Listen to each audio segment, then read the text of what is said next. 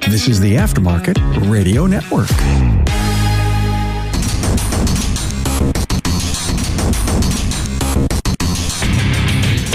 Welcome, everyone, to yet another episode of Diagnosing the Aftermarket A to Z.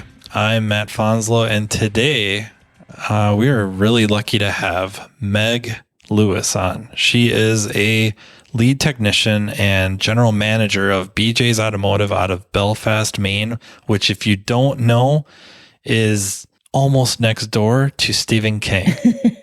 And for those of you who do not know who Stephen King is, he may be one of the most underappreciated or underrated authors in America's history. He's mostly known as writing horror fiction and stuff like that, but he's extremely skilled.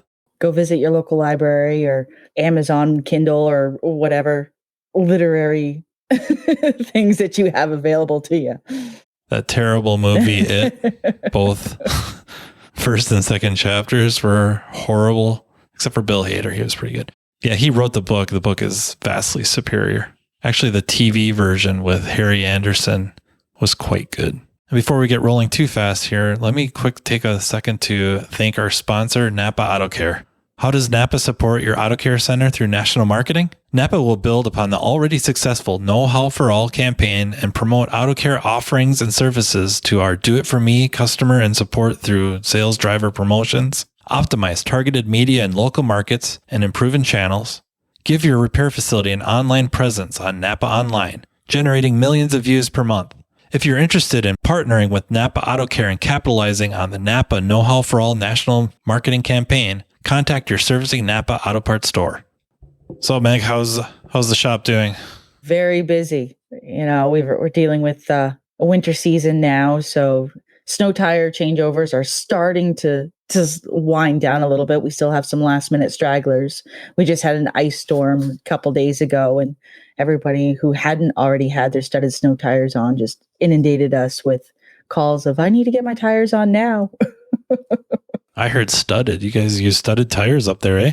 They're only allowed between October and May, because otherwise they start damaging our roads. But yes, we do have the options. We don't require chains, though, which probably up further north when you get to the Canadian border probably be a good idea. But for the most part, studded tires are what the majority of our customers use.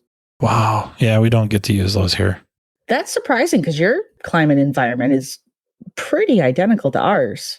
Yeah, I would say fairly close. You might get I don't know if you get more snow. We probably are colder. You might get more snow. We push snow tires. We push all weather tires for the winter months. I would really, really, really like to start selling rims and selling people tires and rim sets so that they can have, maybe some less than perfect rims for the winter months. And then we can pull them off, store them, clean them, store them, put on, some really good road tires, however you want to define that. Stuff that wears quiet, wears really well, maybe gets, bumps up fuel economy or whatever. But we actually have a number of customers that have their snow tires already on rims, and they're not too bad, actually. We have an ideal situation for it because right across our parking lot, if you will, is a rental place. And we could just say, hey, next time something opens up, could we have first dibs on it? And we already rent a couple of spots in there. And I'm just thinking geez, it wouldn't be that hard. It would give us a lot of opportunity to sell tires, to sell rims, and we're pretty much guaranteed to get the customers in twice a year. Oh, yeah, for sure. I mean, especially if you're storing their tires. Most of the modern shop management systems CRM probably isn't quite the right term, but I think shop management systems and maybe some of the messaging systems are pretty good about setting up reminders that you could set up to pop off. We have a pretty good service reminder setup built into our operating system that we use at our shop. That's pretty decent, so long as you remember to put in the reminder to send out. That does present some issues. Yeah. At least on our end. Exactly. It's like, oh, shoot. We didn't send you a reminder about that. I'm sorry. So what kind of work's been dominating your bays, or really what your bay? Mostly it's been preventative maintenance lately, which is unusual. Usually we get like a mixture of general maintenance, diagnostic stuff. We've actually had several cars in the last month or so come in with broken timing belts. That's a unusual thing. Yeah, we have had 3 of them in the last month. Yeah, but lately it's been general maintenance, oil changes. We're doing a lot of brake work right now. Like I said, we're petering down on the snow tire changeovers, which is nice because at the end of the day, after doing nothing but tires, you're a bit tired and sore. Yeah, I got a guy that does that. We're short staffed still, so we're kind of running around doing everything right now. Everybody that I've talked to, a lot of our other local shops too, their guys are either getting to the age where they're considering early retirement and just going, you know what, I've had a good run. I'm proud of what I've done and I'm just going to bow out now. Or, there's other guys that they're just as short staffed as we are, and we're all fighting over the same small pot of candidates. And it's every man for themselves or every woman for themselves, depending on the situation. Okay. Well, how much competition do you really have for every woman for herself? Well, okay, not that much. In all fairness. But I was very, very happy. My son he's a junior in high school, and he started going to our local technical high school for automotive this year. And he has 7 female classmates in the automotive program. Really? Yes. That's awesome. It's the highest number that they've had, probably since I went there. I mean, usually you go to a class, you might have 1 or 2. But I was talking with the teacher and he's like, this is the most I've ever had. And he's been there for 15 years now. So when I went to my 2-year, that would have been 94 through 96. In my class, there was 2. Total, there was 3. Yeah, I don't think any of them have stayed. In their defense, thinking through my 2-year, no one in my 2-year stayed. None of them are fixing cars anymore. And then when I went to that 3rd year, there was no females in there. We started out with like 30.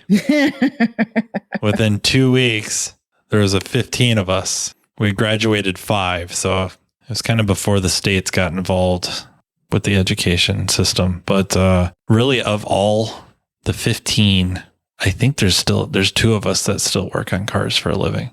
Maybe 3. So that's insane. That is insane. I've lost track of a lot of my classmates. But when I was in there, I did a 2-year college program from 06 to 08. And I was one of 2 female students for each year. We graduated the majority of our class. We did have a small class. There was only about 17 of us. And the majority of us graduated. When I graduated, 5 already had jobs lined up at the local dealerships. I have no idea if they're still there now or stayed with it, but the ones that I have stayed in contact with, they're no longer in the industry. I was the only one who still turns wrenches, which is mind-boggling. Yeah, I saw a post on Facebook. Somebody was kind of venting a little bit about some, veteran techs razzing some people, young people, about being in this profession. And it's like, we got to be more positive. We got to be more positive. But these techs have been at this for decades. Their opinions are skewed. And I think what we're talking about here is proof that they have reason to be skewed. Maybe not so much anymore. I think I've said it, before. I think we're kind of in a golden age. I hope it stays that way. I understand why they bailed. My former classmates, they all started out in shops. I mean, a lot of them, like you said, they had jobs before we graduated. The 3rd year, well, honest, I got to level with you. I think all of them, the placement rate was in the high 90% to 100% range. Even then, you're getting hired while you're in school.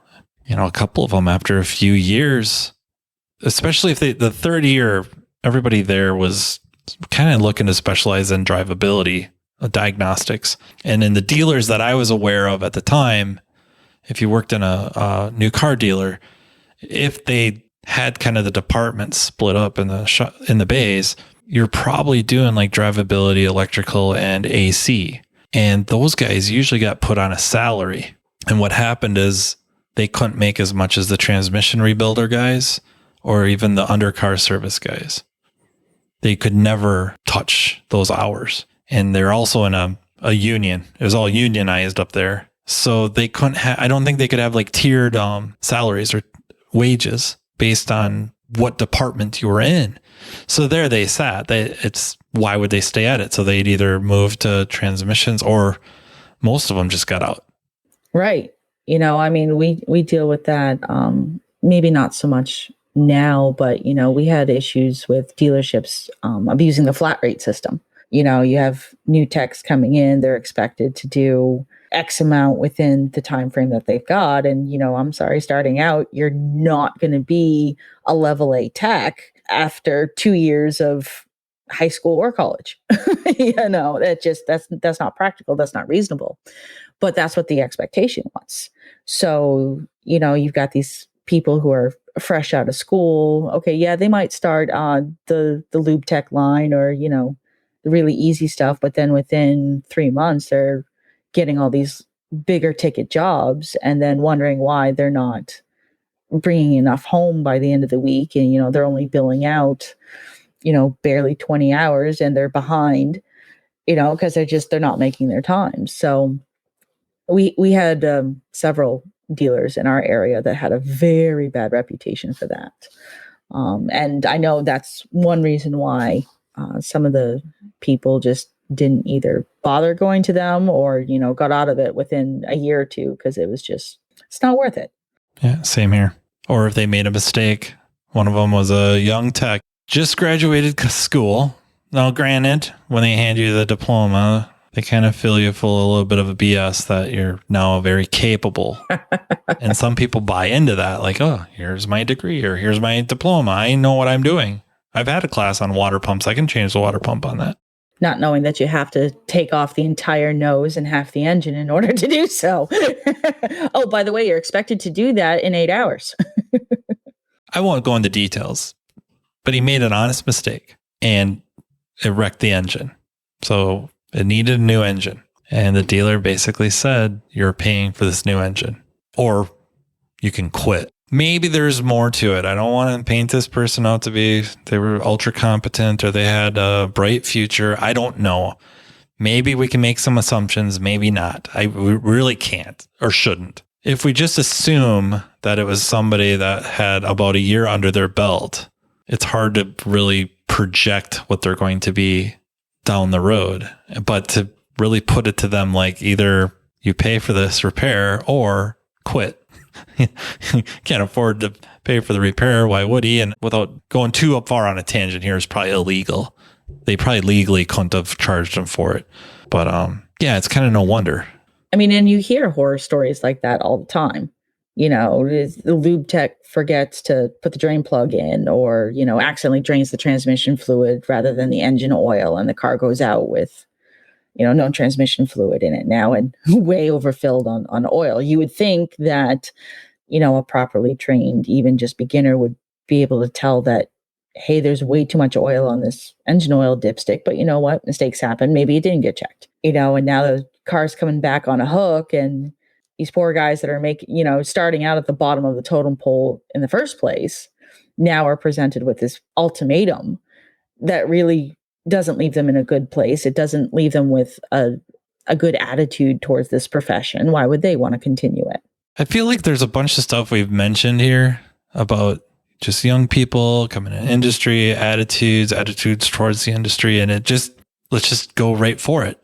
You're a woman in a male dominated profession. Can you just give it to me straight? Like, how does it all work out? How do you end up going to school? How is school? And then getting jobs afterwards? Like, how does that? I think there's a lot to talk about there. So I hate to be so vague, but like, what are the beginnings? What made you kind of pick getting your hands dirty and, or whatever, just cars? Forget the dirt. Honestly, I can only speak on my experience and what I've gone through and what has happened to me. I can't say that this is going to happen to every female who is currently in or thinking about coming into the automotive industry. That being said, attitudes towards women coming into a male-dominated field, I'm glad are changing. It is slowly getting better. We're still not quite there yet. I knew very early on that working on cars was what I wanted to do. I got a 79 Dodge pickup truck as my very first vehicle. I bought it for $1. You're working on that all the time. Oh yeah, frame was rotted out. It was just a tinkering thing for, me to just start to learn what things were, how carburetors were related to how the engine worked, really basic stuff like that. But it gave me enough of a nudge to realize that this was something that I wanted to pursue. So going through the high school program, I had a very, very supportive tech teacher who I'm still friends with today, very good friends. He really helped give me the confidence to continue on with this industry at a college level, and, told me that I really could, the sky was the limit. I really could go as far as I wanted to on that. So jumping from that to going into college, I'm not going to name the college because my experience could have been better there. But by the middle of my first year there, my instructor told me that I would never make it into this industry, that there was really no point. Didn't make an effort to further my education on it. I did my basic tasks that were assigned to me. I graduated with honors. It wasn't like I was a student that was only there half the time, or I was always the first one there at school. I was always asking questions, working on the tasks that we had at hand. We did have live projects that we were able to work on as part of the learning with the curriculum. But for whatever reason, he had it in his head that I would never make it as a technician. Never really got the chance or thought to ask why he had that opinion. I suppose maybe looking back at it now that I'm older and I have more experience, maybe I would ask him that. But at the time, just a young kid, 18 years old in college, your professor basically tells you your life dream is not going to be accomplishable. Well, I'm the type of person that if you don't want me to do something, don't tell me I can't do it, because I'm going to prove you wrong. It's no secret we're facing a technician shortage. NAPA Auto Care has a solution with the NAPA Auto Care Apprentice Program. The program was engineered by one of our own. Pete McNeil and Master Technician Jake Sorensen of McNeil's Auto Care in Sandy, Utah realized that the problem of not having technicians available for hire was not going to solve itself, and decided to take action and look at a different audience of individuals available for hire. A focus was put on younger individuals with the right passion, desire, and attitude to work in the automotive repair industry. Jake and Pete sought these individuals and developed a technician apprentice program to give them the training needed to become a successful technician in today's world.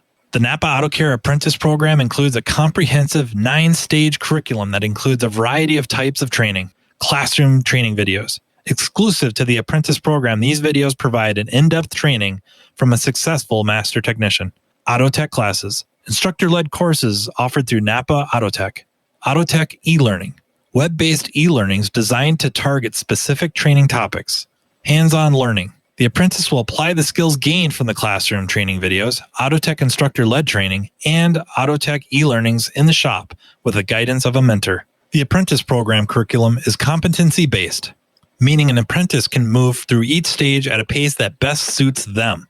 Most apprentices complete the program within 2 years. Upon completion, apprentices will have earned ASE G1, A4, A5, and AC certifications, adding industry validation to the skills an apprentice acquires. Grow your bottom line. Having an apprentice in your shop will ultimately benefit your bottom line as they advance through the program. In most cases, as the apprentice develops their skill set producing billable hours, you will begin to see a growth in your gross profit by stage 5. Keep your apprentice motivated with an apprentice toolkit. One of the largest entry barriers for individuals looking to enter the automotive repair industry is the cost of tools. NAPA Auto Care has worked with our supplying partners to offer an exclusive, comprehensive tool set, including a 4-drawer tool cart for all registered apprentices. To learn more, members can visit member.napaautocare.com. So I notice women clients, women customers often assume that they know less about cars than their male counterparts. Whether it's the just other male clients or that maybe a boyfriend, husband, father, whatever. We're finding that to be so not the case. Did you ever really catch yourself feeling that way? Or I guess I'm interested in that first of all. Did you ever catch yourself with that mentality, sitting in a classroom, high school or college, going, I think I'm getting this, but these guys probably have a much better handle on it, or not really? It was kind of a mixture because our college class was a mixture of first year and second year students. So I already knew that there were students there that knew way more than I did. On the flip side of that, I also knew that there was a lot of first year students that did not have the technical high school background that I did. So I kind of had a leg up on some of the students as far as that goes. So I kind of fell in the middle of that category. Yes, I knew some stuff. I, by all means, did not know everything, but I knew enough that it gave me the confidence to not back down and tell myself that I didn't belong there. I knew I belonged there. How about your fellow students then? The majority of them were really supportive. There's some that I just didn't hang out with. We just didn't click, or they ran in different crowds and whatnot. But for the majority of the part, they were really supportive. I actually made a bunch of friends over in the diesel class too. That was the counterpart to the automotive program. It was very helpful because I ended up being pregnant with my son while I was going through the automotive class.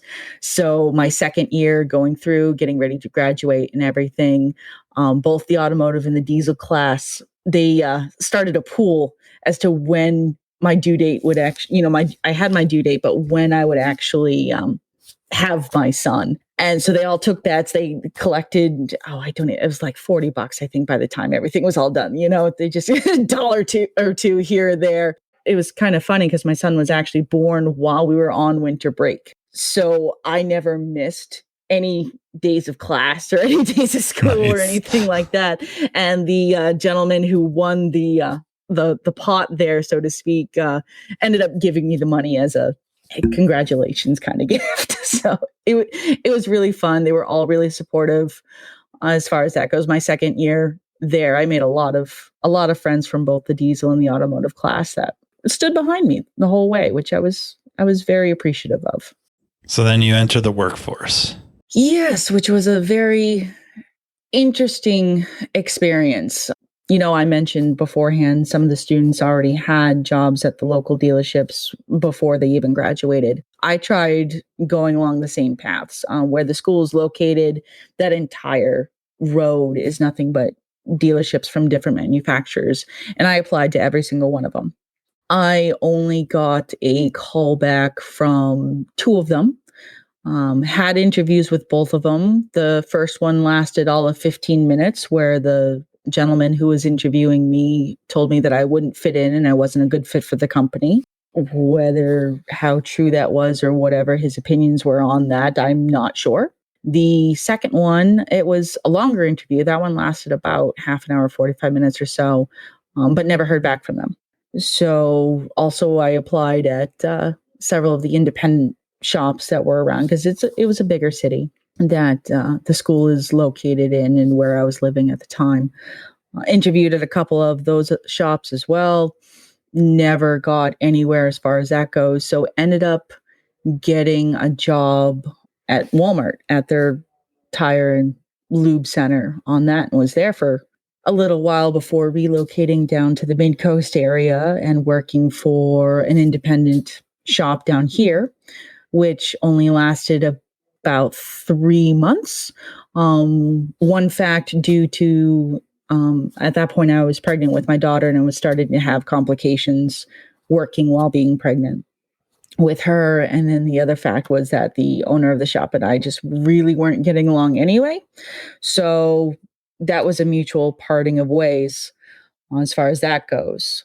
I had to be out of work for a little bit until after my daughter was born, kind of bounced around from different jobs a little bit, but nothing in the automotive industry, even though I kept applying to the different shops and dealerships down in the Mid-Coast area.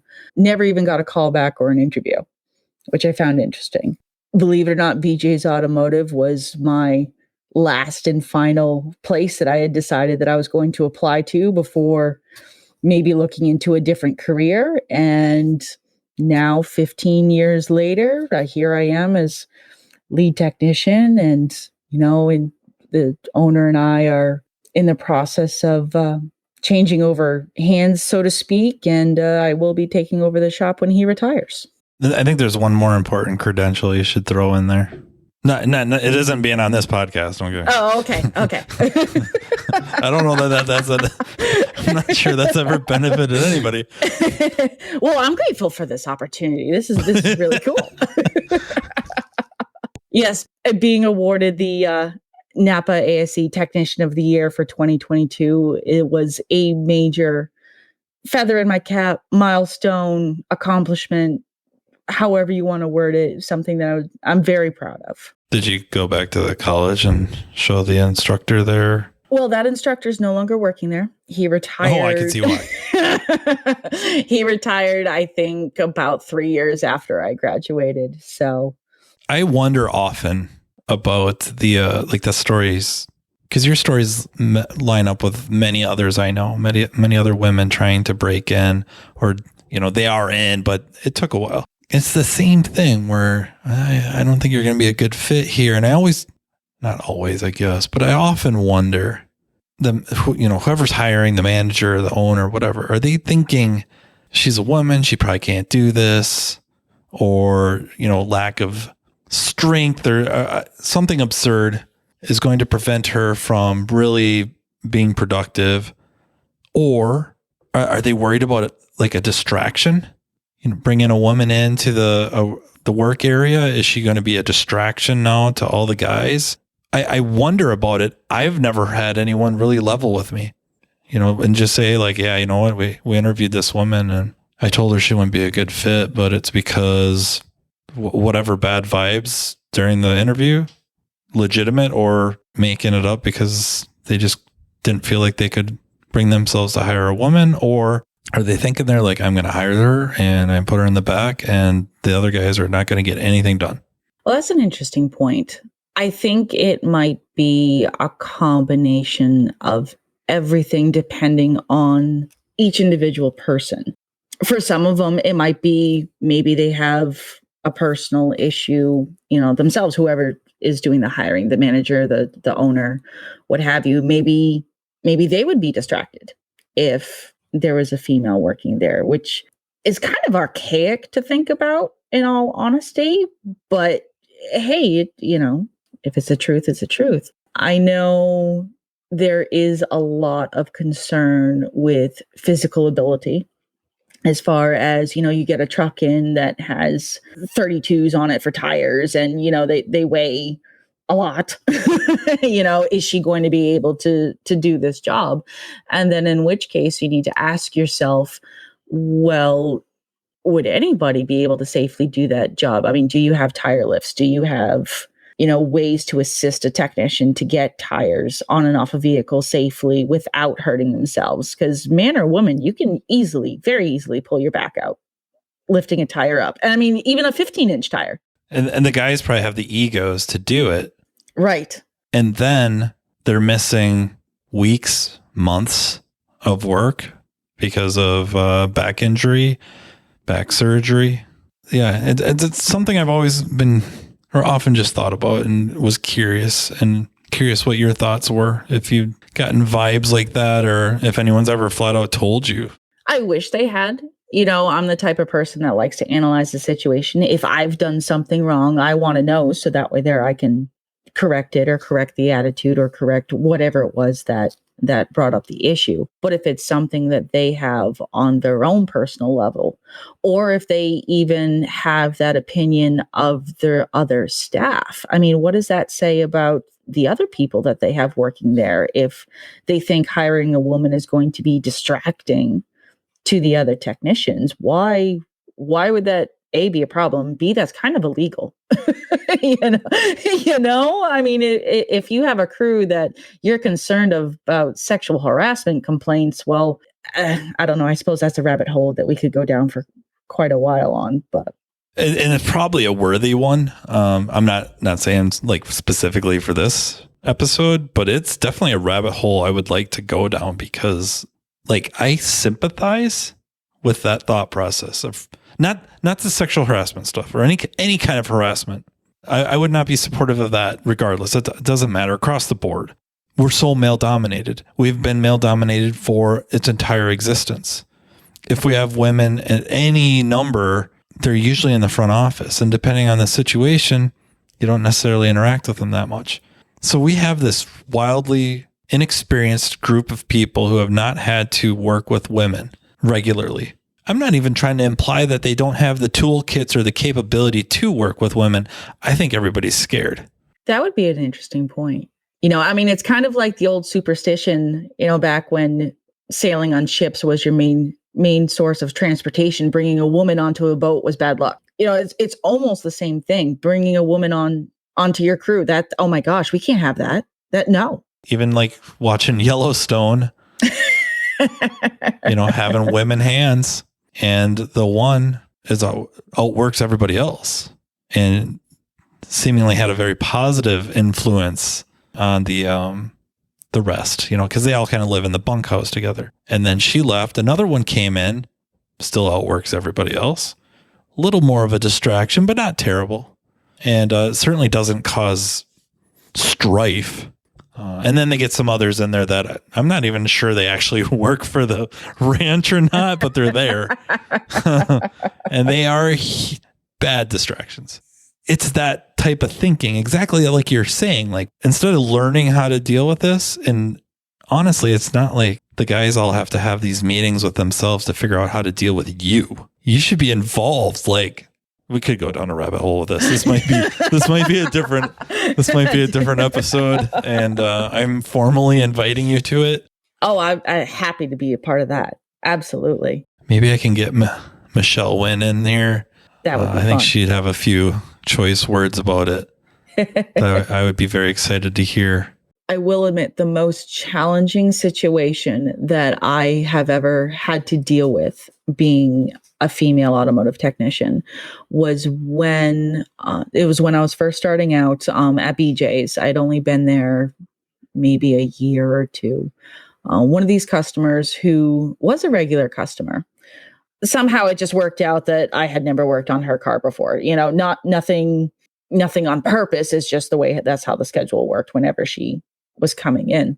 So the one time that I was going to be working on her car and she found out, she immediately threw a fit and demanded to see the owner of the shop and demanded that I not work on her vehicle. And now this is coming from a woman. I didn't know what to do. Even now today, I'm still not sure what I would have done. But she firmly believed that women did not belong working on cars. I don't know how you would change that attitude or that way of thinking for someone who is so set in that opinion. There's this book I highly recommend called That Idea Must Die. That Idea Must Die. And ultimately, it's stuff like that is solved by the people with that type of thinking passing on. Because I don't know what the fix is going to be. I don't know what you're going to do and sit and talk to them and change their way of thinking. I just don't know that that's going to happen. Right. I mean, and, she wasn't even going to give me the opportunity to even prove that I knew what I was doing. Thankfully, my boss, the owner of the shop there, he was very supportive and pushed back at her and was like, well, you are on her schedule. I don't have anybody else is available to work on your car right now.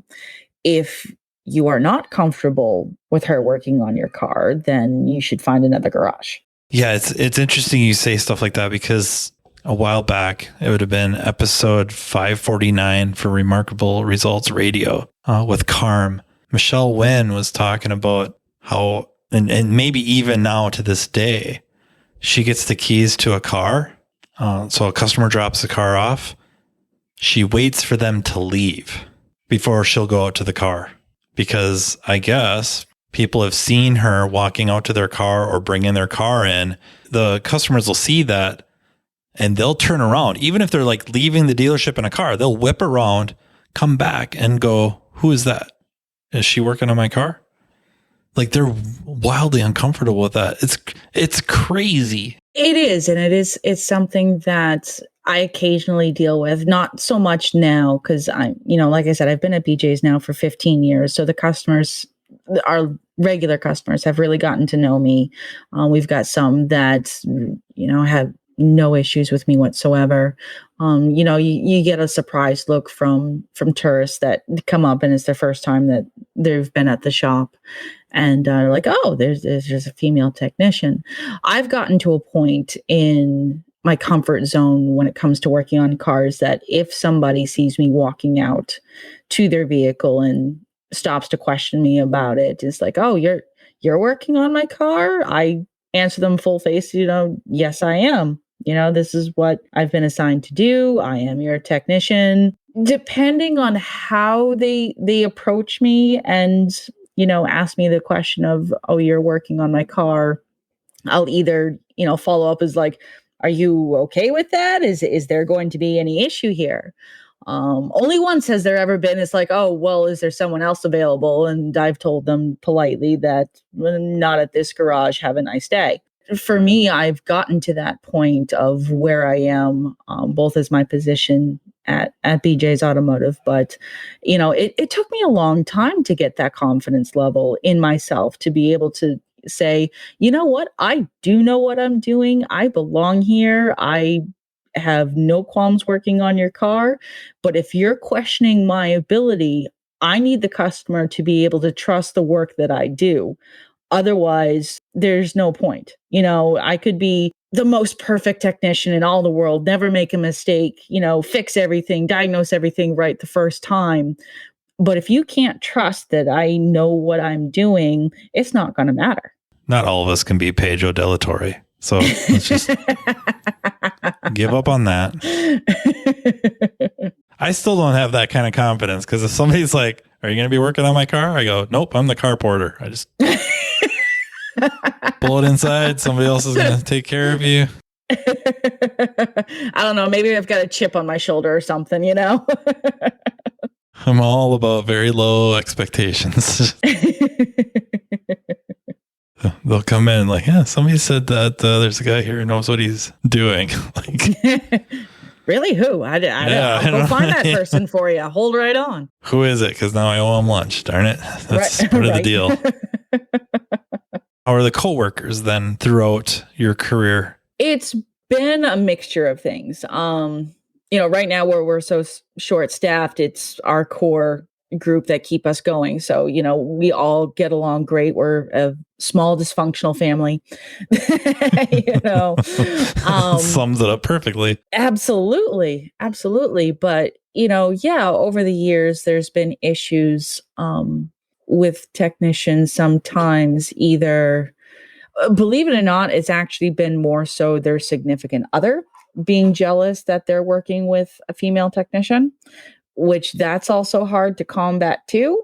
Not trying to be a relationship therapist or anything like that. But if you have those kind of trust issues going into, your partner going to work, well, there might be some underlying things there that you guys might want to discuss, and please leave me out of it.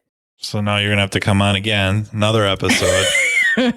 We'll get Maggie Lay to come on. Margaret Lay will come on and explain to us what's going on with those trust issues. But no, I mean, for the most part, everyone's been pretty decent, respectful. We did have an issue over last summer with a gentleman who only lasted with us for a few months. At the start, he seemed to be pretty decent and was able to take direction and, listen, be respectful. But as the more the time went on and the more his work was coming back in the form of comebacks, and, it's my job. I have to have the discussion with him of, okay, yes, mistakes happen, but why are they happening? Is it because of lack of knowledge, or, did we do something wrong? Sometimes it's bad parts. You get a bad part brand new out of the box. Happens, and that was the case in some of them. But it was happening way too regularly that it wasn't a bad part or, something that was just missed. It was his ability to do his job came into question. And when the solution of, okay, either more training, do we need to spend more time with you on this? Because this was someone that we had hired in that was not a technician as a first profession. It had been about 10 years since he was turning wrenches. So we knew that updating him on things like electronic parking brakes and electronic calipers, things like that, we would have to train him on. And that was fine. We knew that going in. We had that discussion with him and he was fine with it. Or so we thought. Taking criticism and critiques on work performance coming from me started to become a huge issue to him, to the point that he went to my boss, the owner of the shop, and gave him the ultimatum of either his workload changes and attitudes changes or he's gone. And oh, by the way, he also wants a $3 raise too to do all this. So that one was an interesting one this past summer. That's the most recent one. But other than that, I suppose you get that kind of attitude mixture anyway, no matter what shop you go to. You always have that one that's just like, okay, you don't know as much as you think you do. And when you're not willing to improve on that, there's really not a whole lot that I can do to help you. We try to set everybody up for success at our shop. When the technician wins, we win as a business. The customer goes home with a properly fixed car. They're happy. At the end of the day, we collect the money. Everybody gets paid. Boom, there you go. But if you are constantly kicking and fighting and saying that, no, I'm not the problem, maybe it's time to rethink some things here. It seems so simple, but it's so common. That fuzzy area where, does it have anything to do with you? Does it have anything to do with you being a female? Or is it just because you're the one in that position and it wouldn't have mattered who it was? It's a slippery slope, and it is hard to determine one way or another. But I like to think it's just because, well, I'm in a management position. That's just the way how it goes. Some of the management jobs are not fun. That's business, but you do have to wonder. I was the only one that he ever had an issue with. He didn't have an issue with taking directions from my boss. He didn't have any issues with any of our service writers. So it's enough to make you doubt. I really like this topic, but there's another thing. After you got your award at the NAPA Expo, we got to hang out a little bit and talk. And you have a really interesting system with fellow shops with equipment. And I don't know if it's just equipment, period. I know scan tools came up, but is it more than that?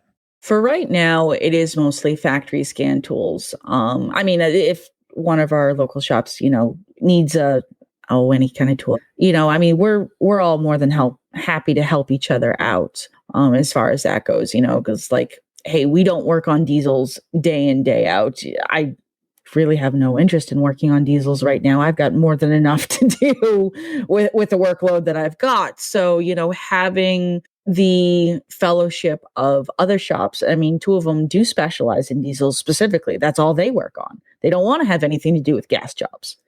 I can call them up and be like, hey, so I've got this weird thing going on. And it's either, oh yeah, I've got a tool that no big deal. It's just quick, easy. Or, hey, no, I'm sending it down to them so they can do it. But it is something that our business development group, we've all invested our dues money to purchase factory scan tools for Ford, GM, Chrysler, pay for the subscriptions, all of that goes along with it. And we've been really successful as far as being able to keep track of it and, have the shops do what they need to do with them. It's been a huge benefit to have that kind of coalition together of us all working together. We're actually gearing up towards this springtime. We want to all kind of host a car care clinic for the community, if you will.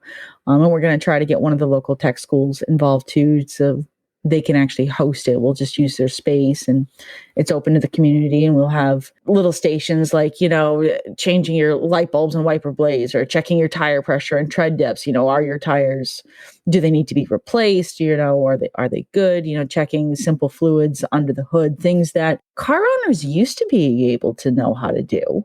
I mean, you'd pull into a gas station, you'd have this crew of people coming out. Not only would they pump gas, they'd wash your windows, check your air pressure, check your oil, and boom, there you go. It was like a mini pit stop. Yeah, the further back you go, the more it was like a pit stop. Not trying to cite this as historically accurate, but if you recall a scene from Back to the Future when the car pulls into the gas station, there's like 3 people, one under the hood, one under the car, and one filling up the fuel. We used to have, I will say, 4 gas stations. So Red Wing's roughly, right now, roughly 20,000 people. Back then, who knows? I don't even want to guess. But, and back then, I mean, let's just tentatively go with 10 years ago, maybe 15. We had 4 gas stations that had full service. We are now down to 1. We don't have any in our area anymore.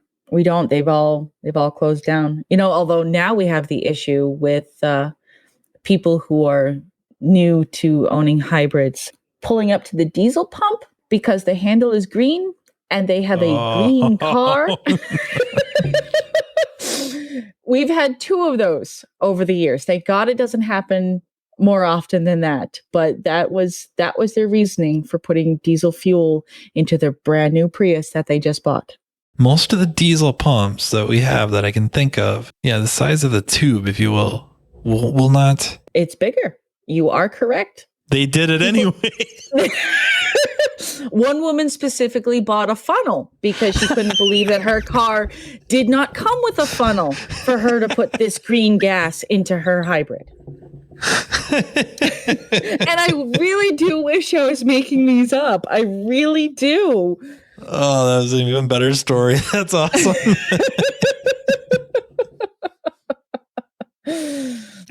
It's one thing if, the gas station gets a delivery and the wrong fuel goes in the wrong tank. We've had that happen, but to go out of your way to make something fit that obviously doesn't fit. But no, that's how it goes. You just stop and you look at them and go, okay, are you being serious? You're kidding me, right? You can't be serious. And no, she was. And she was mad as hell when I started chuckling. Because I'm trying to think of what I can say without being condescending, without just blurting out, are you serious? Are you freaking kidding me? Have you never pumped fuel before in your life? We referred her to the dealer on that one because she wanted her extended warranty to cover what she did.